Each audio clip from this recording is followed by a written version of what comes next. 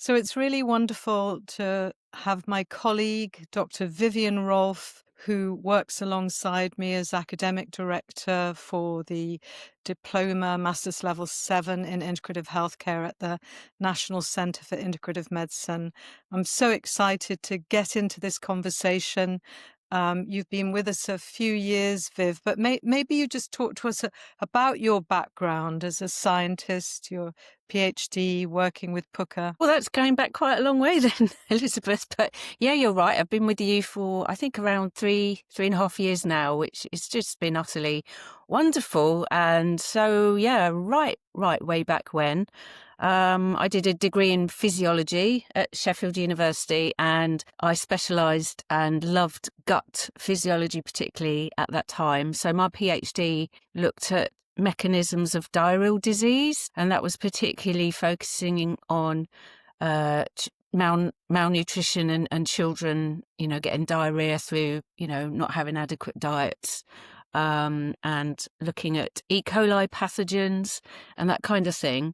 I think when I look back all of those years, and I think when I try and understand my journey to where I am now, I think one of the things that I always look back on quite fondly was finding in the laboratory a pot of capsaicin. So, extract from chili, thinking, oh, what's this going to do? And it stopped some of the internal reflexes, and it reduced the symptoms, etc., etc. So I think then that set me almost on a pathway to not focusing in on all the pharmaceuticals on the shelves in the lab, but actually, what about natural products? And so I followed up with a postdoc at Great Ormond Street at the Institute of Child Health, working in the gastroenterology unit there with Professor Peter Miller. Oh, I had absolute amazing time for 2 years working with the people down there. And we were looking at fish oils and inflammatory bowel disease in children. So again, just picking up that theme of natural remedies and how they worked in the body. And then from that stepped a bit further up north again, back to Leicestershire to work for Pedigree Pet Foods. So spent 7 years creating animal diets, looking at animal nutrition. Of course, then that was all natural compounds. It was all herbs and spices. That's where I first got to know and love turmeric all those years ago, popping that into dog and cat food to, create better bowel health. And yeah, that really was my scientific journey. And I think at that point was kind of hooked on herbs and spices. I then did some time teaching in higher education. I worked at De Montfort University and then moved down to Bristol to work here, and hopped off the higher education system for a while and got a job at Puka Herbs, which was also based in Bristol. So of course then that felt like coming home. It's like, here is a centre that is just totally focused on understanding herbs and spices and how they benefit our health. So really that's the journey I'm still on. I now work for myself and work for you a few days a week. So the work I'm doing when I'm not with you is creating herbal teas, doing talks and workshops about herbs and health, and doing bits of herbal research for people. So I feel very blessed and always learning about these beautiful plant materials. I feel I'm always learning. And I was at the British Society Lifestyle Medicine a couple of weeks ago, their annual conference, which was fabulous. And they were emphasizing the evidence. And I did notice they mentioned, or one of the welcome address mentioned green tea as if there was no evidence. And I think that what's been fabulous working with you is kind of watching your laser kind of beam moving into an area of evidence and really piecing that together. I don't know whether you could say a little bit about green tea and why actually, lifestyle should be about recommending herbs and spices in every conversation, I believe. Yeah, it is. It's just the foundation, and I think there are many reasons for that.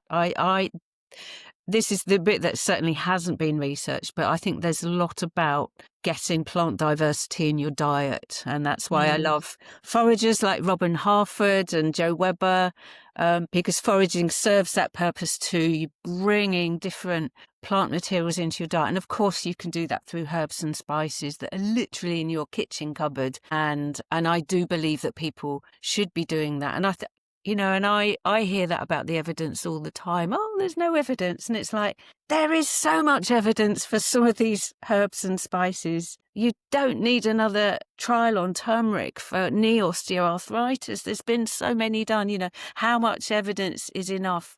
But more broadly, I think there is quite strong evidence that many, particularly the more spicy components of the diet, like the turmeric, like the ginger, the cinnamon, they're really good for metabolic conditions. And we did one of the last documents we did from Pucker was my friend Marion McConaughey is a medicinal herbalist, led on creating a scoping review to scope herbs and spices, but actually levels that you would have in a diet, so not dietary supplements, and found just by dietary levels, a teaspoon a day in terms of all the research that had been done, can have really sort of beneficial metabolic effects, can help regulate, the blood glucose. It can help with insulin resistance. So particularly, I think for fenugreek and cinnamon, they came out top in that scoping review. So I passionately believe that we should all be just chucking these things into our soups and on cinnamon onto our porridge, turmeric into everything.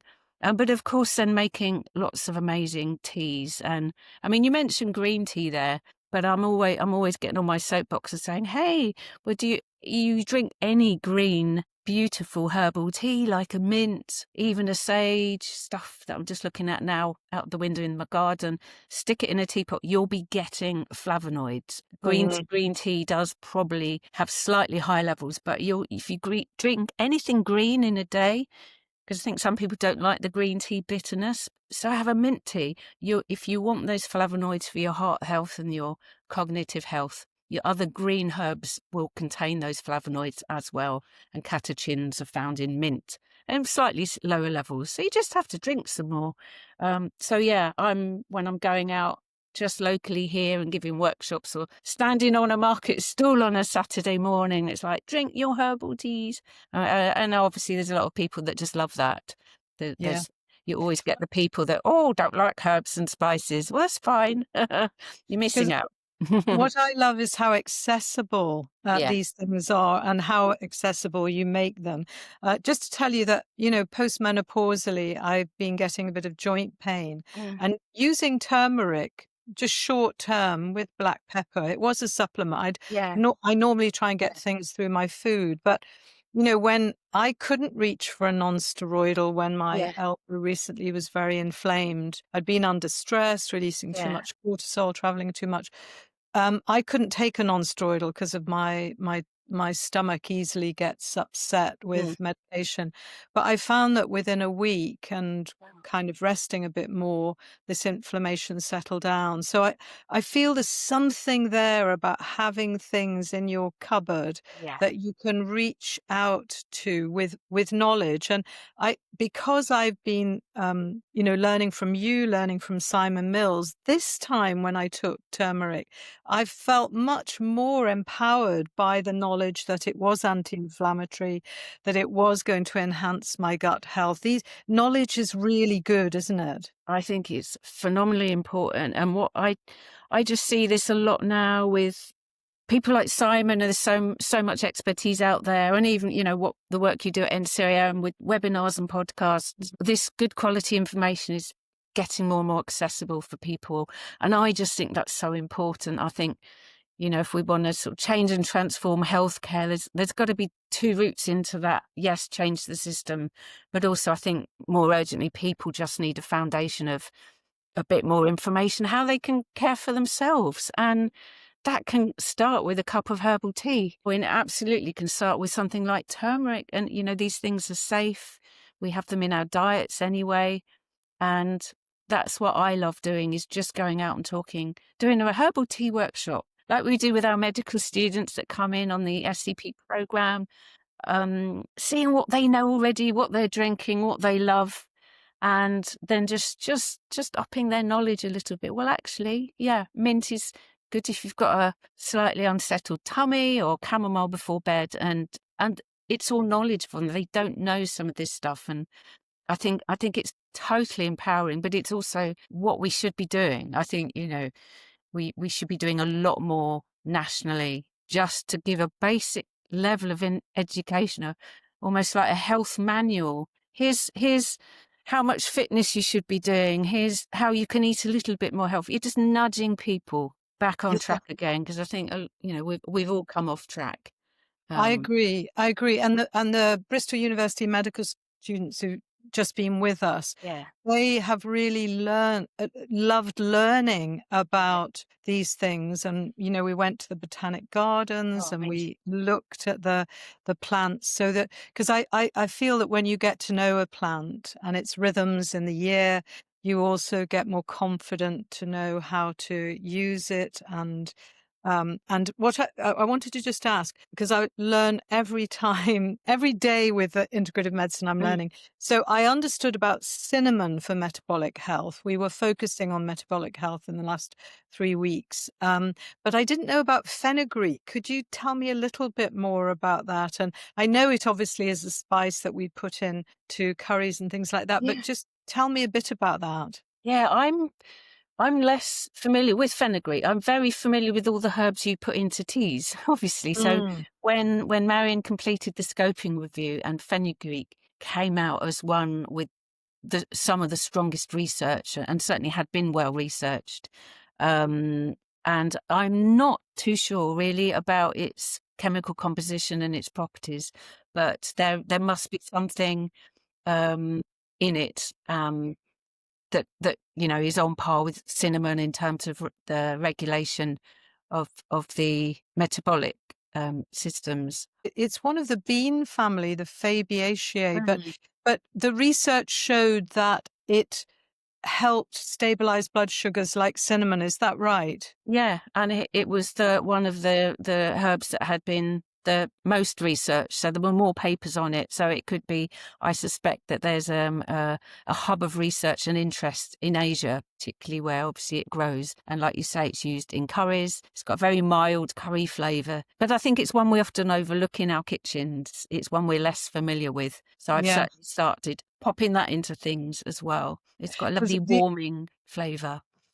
the other thing you mentioned there, which I think we both acknowledge, is that once you start to look at global knowledge, Yeah. it really changes it. We're quite narrow, I think, in the UK. We kind of feel like if we know about it, that's true somehow. And one of the things we were talking about with the medical students is the way that our lives as doctors have evolved very much to being prescribers of Yeah. pharmaceuticals. Yes. And, just pulling back from that and thinking, it was only 100 years ago, 130, 40, that we were all herbalists Yes. as doctors. So I think that, again, with integrative medicine, we're trying to put more tools in the toolbox. So yes, the pharmaceuticals are there. Like, one of the things I was teaching about was meadowsweet and its Mhm. ability to help balance the pH of the stomach, rather than jumping to omeprazole, some of the Oh, proton pump inhibitors. So it is like getting the knowledge, but also it being a real option for people when they're in the early phase of getting out of balance. it is, and I think there's some lovely, more of the qualitative research that's out there shows that it's really empowering for communities to connect with plants that might have been used in their youth, or we've got, migrant populations. They want to be using herbs and plants that remind them of their homeland. So I think, as the world becomes more multicultural, I think having herbal knowledge accessible through healthcare is doubly empowering for people and doubly important for people, not just because some of these herbs are really, efficacious medicines, but actually because of that cultural and that sort of ethno botanical aspect to them. And yeah, there's plenty of sort of more social science type studies that have looked at people's preferences and uses of herbs, and it's quite lovely. And I think there was, when we used to do some collaborative work in India, and near one of the universities, they'd set up a herbal medicine school, and it was really empowering for local people. Because even in parts of India, you might assume through Ayurveda that people are really knowledgeable, but when I used to work with the students, they would say, "Well, it was my grandparents that were knowledgeable." We kind of think that's all ancient medicine now, but actually, they're really enjoying learning about their natural remedies again through sort of more focused sort of local schools. I just remember around one of the universities that we worked with, and I think that's quite nice, just that open-minded attitude to, you know what, there's something that's possibly a benefit here, let's learn about it. And I think we're getting more of that here now with initiatives in schools. With my local hospital up the road has amazing allotments, and they're just full of weeds and wild plants that, you know, people are learning about. So I think we're getting more of that community approach really to the planet, to plants, and to our own health that Yeah. perhaps we hadn't seen sort of 10 years ago. I think it's really exciting.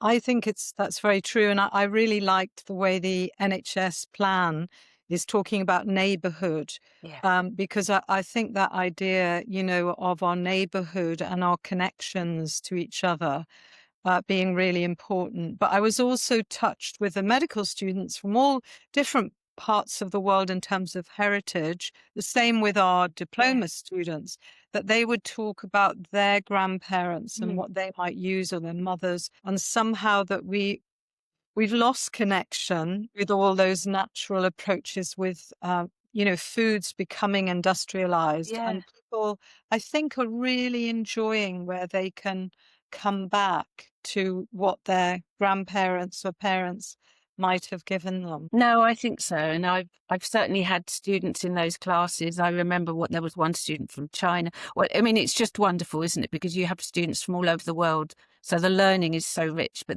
there in one little group of three, there was someone, I think, from Latin America, there was someone from China, and there was someone from India.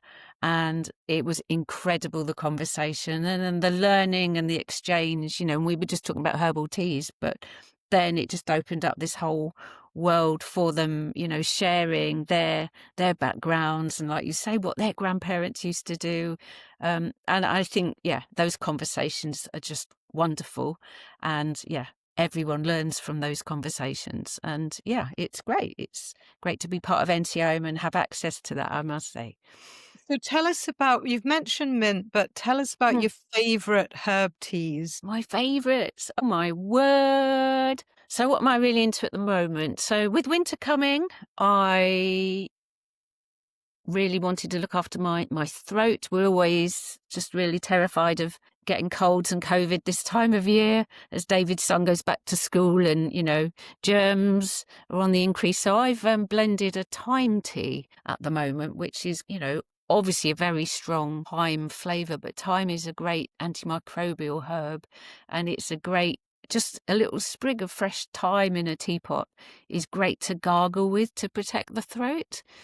So I've made a thyme tea, put a bit of lemon peel and orange peel in there just to make it a bit more citrusy, blend up a slightly nicer flavour. But we've just got through all of that. I put a load in a jar, and it's that's gone now. And, you know, and it's quite a savoury taste, really, thyme. But that's yeah. I love that combination Yeah. because in the Botanic Gardens, Mm. when we were there in summer, we found the bees, just Oh, thousands of them in the thyme plant. yeah, And one of the guides was explaining that the bees use it as antiviral, of course. antifungal, antibacterial. So they feed off the pollen, and it's particularly good for them. Oh, Uh, that's amazing. yeah, I know. And also, Rob Thomas was talking last week about some of the immune stimulants used to support people with COVID and Mm.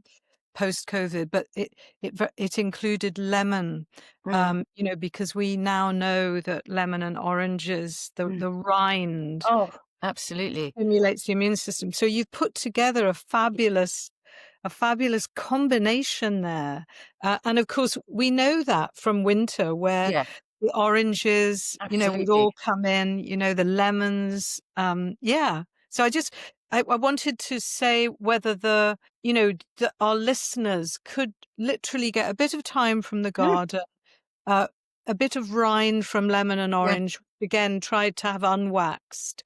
yeah. Would that be it? Oh, perfect, perfect. And I just get a little grater just to grate some of the rind because the essential oils, well, it's like if you're making a cocktail, isn't it? You'd Yeah. use a little grate of the rind. The essential oils in there, particularly little tangerines or oranges, are amazing. Yeah, thyme in there. You could, if you still didn't like the taste, if you've got a bit more of a sweet tooth, just pop some honey in there. You've got a really good drink for colds, but always gargle with it.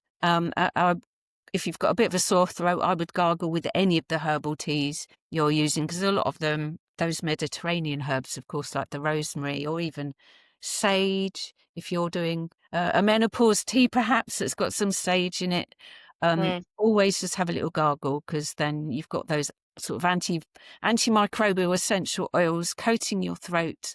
And it's quite soothing at the same time. And I think, again, there's research on that in care home settings where they've gargled with herbal teas just to try and relieve colds and cold symptoms. So, yeah, it's a favourite at the moment, the thyme, but the favourites change with the seasons. But it was really interesting what you were saying about bees using the thyme flowers for their sort of immunity, because what I read about bees is they don't have immune systems, and the propolis around the entrance to their hives is why it's got those particular properties, because that also protects the bees going in and out. But I don't know much about bees, but they are fascinating and we can learn a lot from them, obviously. And I guess what we're emphasizing is the way that as soon as you become aware that your body might be under threat Yeah. from a virus, Yeah. you could gargle with that tea, or you could use a bit of propolis if there is no allergy. So this idea of folklore is of great interest to me. We did a very interesting study with the children of the 90s. Mm. And they had collected all this data, which was available for mining. So we got a bit of Mm. funding and just looked at people's use of herbal and homeopathic products. And what we could see was that often the mother would be in charge of family health, Mm. and she would have a range of substances like echinacea herbally, Yeah. which has been shown to shorten the course of cold and flu-like illnesses, knowing how to use homeopathic medicines. And unfortunately, over the past decade particularly, we seem to have lost that. But I think people are thirsty to gain that knowledge back, aren't they? I think so.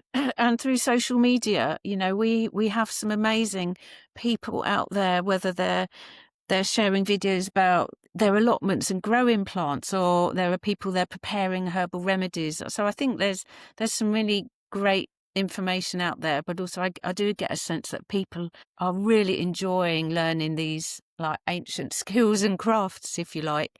But I think I think we've got a certain amount of momentum from people and communities and interest at that level, but it probably needs a bit more of a helping hand now from the system level, because we do know, some of these compounds are well researched. I mean, the one that always springs to mind is the herb Andrographis, and the Mm. systematic review that Southampton University did on that it's well researched as an alternative to antibiotics and can Mm. lessen cold and flu symptoms and shorten the duration of symptoms. So how much more research do we need where, that can come in at a certain level, or for maybe people with less severe symptoms, not someone perhaps is in a different sort of clinical boat, but, why wouldn't you use something that is more natural? And I think for me, the other massive missing link to thinking about more natural compounds is the levels of pollution within the rivers and the sort of metabolites that we're all pouring out into the waterways, aren't we? And the work that universities like York have done to look at pharmaceutical river pollution is staggering. So I just think there is a double need people need more natural remedies to give them that choice. We know they're safer quite often with less of the sort of internal side effects, but also it's better for the environment. So I think there are some sort of strong reasons why we should be exploring this more and not just having this sort of closed mental attitude. There's no evidence for it. Let's not use it. But Yeah, that quite often there is for some of these herbal yes. compounds.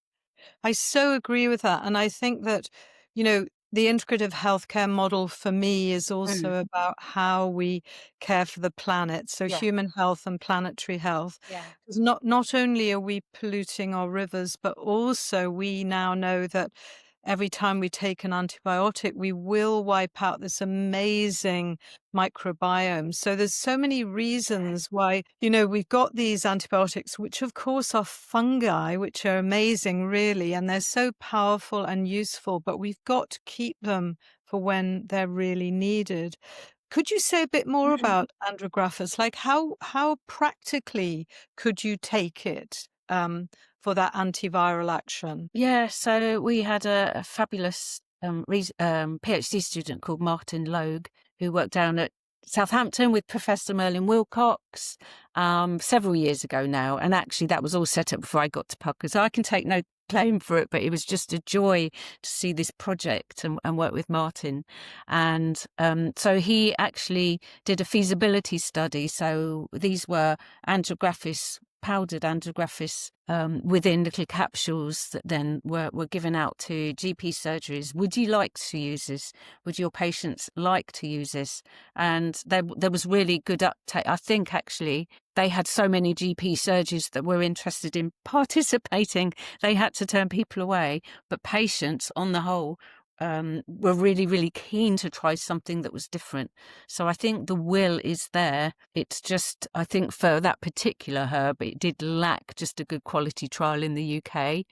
And so, yeah, you can go and buy a good quality organic Andrographis supplement online. So I think there's plenty of manufacturers that probably produce it.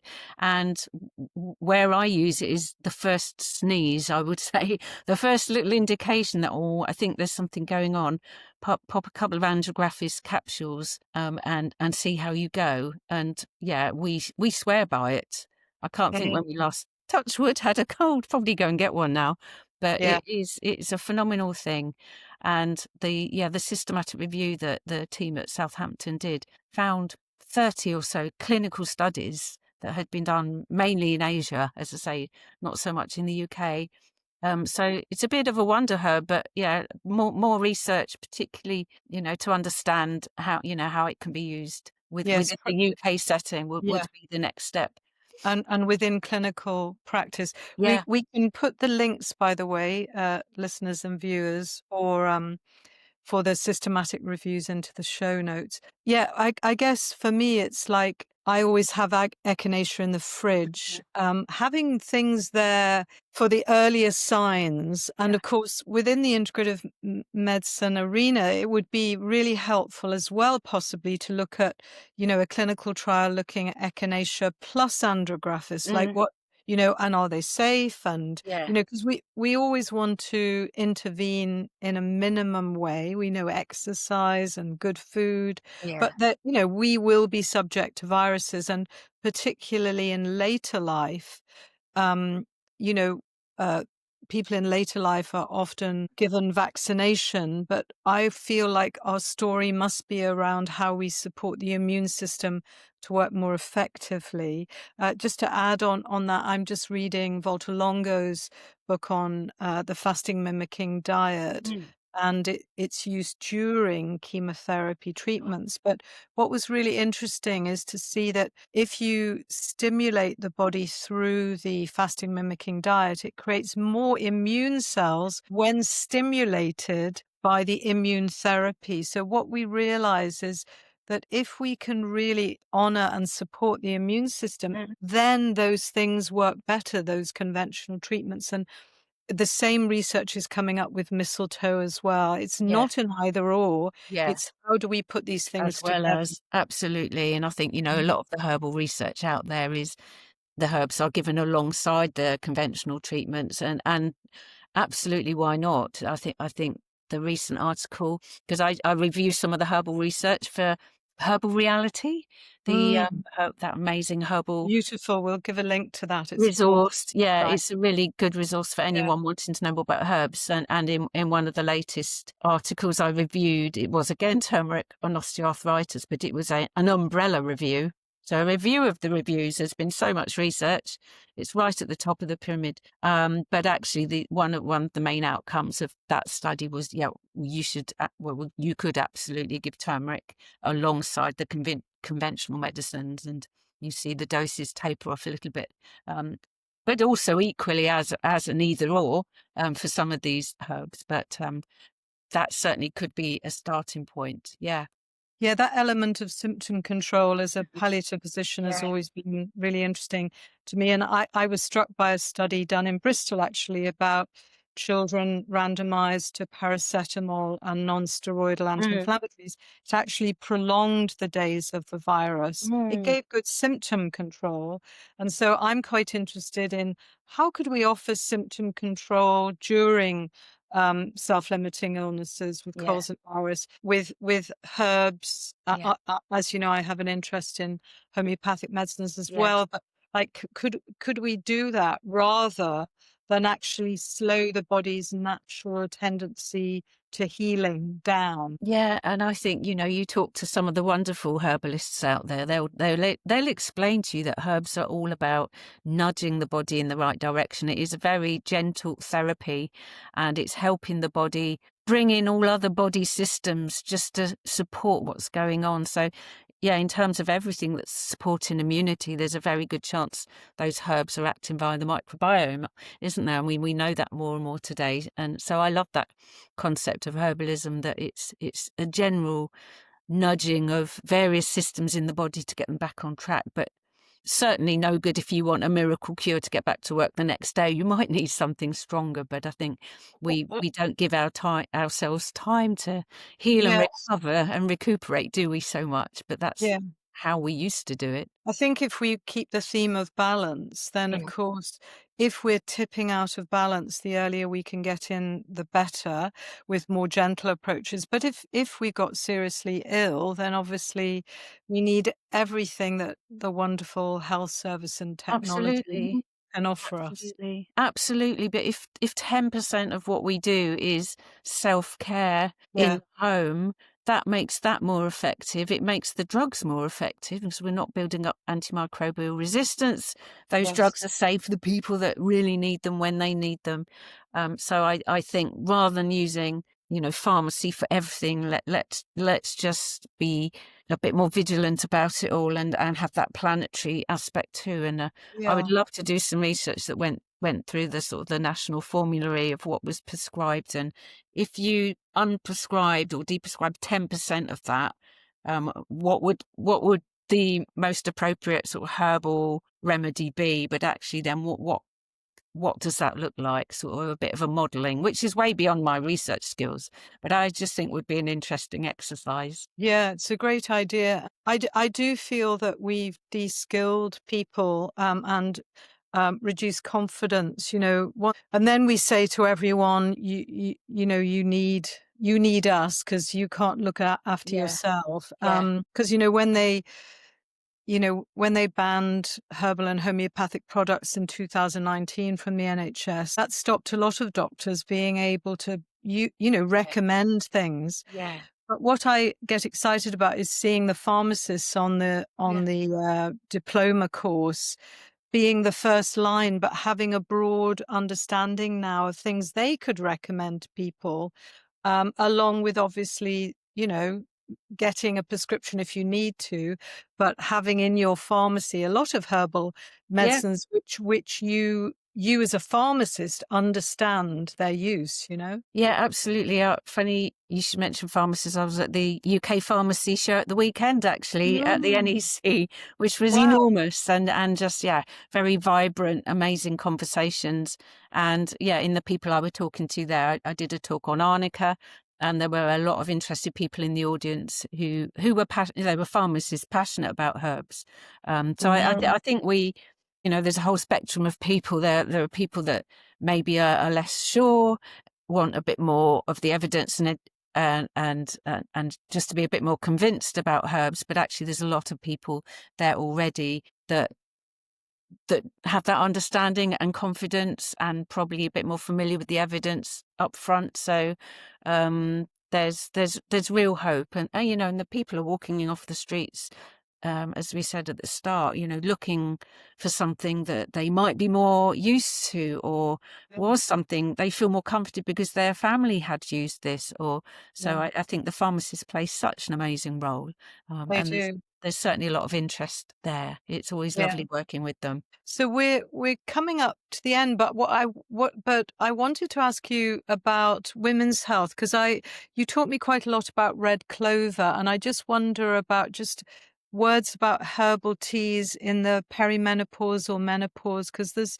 a lot there that women can use to help rebalance the body as it moves through that transition. No, completely. And it's also a question of, just looking at individual symptoms as well. So, I Mm. mean, I know from my perspective, there was a bit of weight gain, there was dodgy sleep, and this is where Mm. herbal teas really come into their own, because you only need a cup of chamomile tea at night, and that gives a lot of people a really lovely sleep. So, yeah, it's thinking about what are your individual needs. I also think there's an element of not being too over stressed by it all, because obviously then the more we get stressed and the more we get obsessed with, oh, my body, my left knee aches today, oh my God, then we're more stressed and the symptoms get worse. So I think there's an awful lot about maybe taking a tea or doing some breath work to relax your way through it as much as possible as well. But you mentioned herbs like red clover and sage they have low levels of plant estrogen-like compounds in them. And there is research to suggest that can almost help top the body up, if you like, during those transitions. I think there's a caveat to some of those herbs. If you drunk too much and perhaps were sort of susceptible to certain types of breast cancers, if there were sort of hormonal driven sort of cancers in your family, you might need to be a bit more cautious. And I always just go from looking at the labels on the manufacturer's tea packs. If there's a caution note, they will have put it on there. So there are maybe some herbs that just have a little, just be careful if this is you, or look at the FAQs on the manufacturer's websites. But for most people, really a couple of cups of red clover tea or tea with sage. Sage is a lovely, nourishing herb. Again, you might want to put a bit of honey in there to sweeten it up a bit, but certainly can take the edge of things, and have been researched for hot flushes as well, particularly if that is a symptom that people are experiencing. But again, there might be a stress response behind that as well. So yeah, red clover sage I'm big fans of, but there are other herbs too. The Indian herb shatavari was always traditionally used in Ayurveda for as a women's tonic. It's in the asparagus Mm. family. Oh, There is fabulous research from Exeter University, amazing people there now that have looked at shatavari and muscle health and muscle strength as we age. As we know, as insulin takes a dip, our muscles are full of, beg your pardon, as estrogen dips, our muscles are full of estrogen receptors, and there's a sort of a lack of strength that accompanies that dip. And they've shown that shatavari can help with strength there, which is a really groundbreaking series of studies. But yeah, from day to day, a little bit of red clover, a bit of sage, but also be mindful of your other symptoms and what your body might be experiencing. I'm really interested by that shatavari. I'll have a look at that, because I Yeah. was also looking at ashwagandha, Mm. which is an adaptogen which can Yeah, help with sleep, and yeah, also have been put in menopausal yeah, mixtures. yeah, But they did an interesting study where with rats. I'm not into mice and rat studies, but yeah. they didn't kill the rats. They just showed that they were better at swimming. They got Well, more resilience mm, with the ashwagandha. And I thought that was really interesting, that not only is it helping your nervous system, but yeah, a bit like the shatavari, it's building strength. Because I yeah, think a lot of women think, oh, once I've hit the menopause, if I don't take HRT, I just kind of, Mm. and, with breast cancer in my family, I haven't taken HRT, but I have to work in different ways to build resilience. But, when you've got plants that are helping you, that's pretty amazing, isn't it? No, completely, completely. And you see news stories every day of 90-year-olds running marathons or whatever. I mean, I should be so lucky that my knees will hold out that long. But life is what you want it to be. And I think if you do care for your health, and I think the fitness and the movement is really important,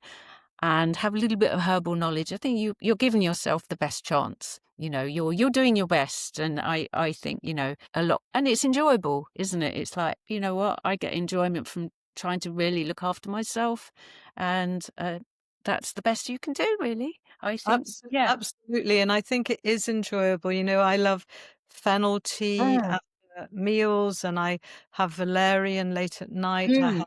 I actually have chamomile in the morning because 'cause I'm quite a stressy Oh. person.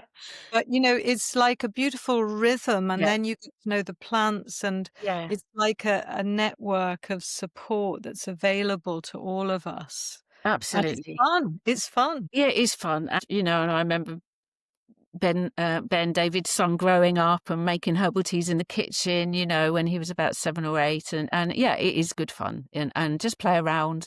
And if you're using herbs that are that you would use in cooking, you can stick them in a teapot. They're going to be fine. It might taste a bit weird sometimes, but it's a matter of taste. So yeah, I think people do enjoy experimenting and playing around, and it's caring for your health as well. So Mm. yeah, let's I carry I on the education and carry on sharing what we can with people. Yeah, and the environment as well, so Mm. what's not to like? Yeah. So thank you so much, Viv. I really appreciate, all of the expertise that you bring as a scientist and researcher, but also now seeing this incredible practical herbal tea. You've created a beautiful array, and we'll put the link to that. But I also, do love working with you on the diploma because the evidence is there, and if it isn't, one can highlight, what would we love to see in Yeah. terms of research. And I think we are developing, people who are graduating from our diploma have a really good sense of at least how to look at a study, how to judge it. And some of them are, as you know, under your leadership, doing a bit of research and evaluation. So it's exciting times. So thank you so much. Pleasure. Thank you so much for inviting me on. It's an absolute pleasure to be here.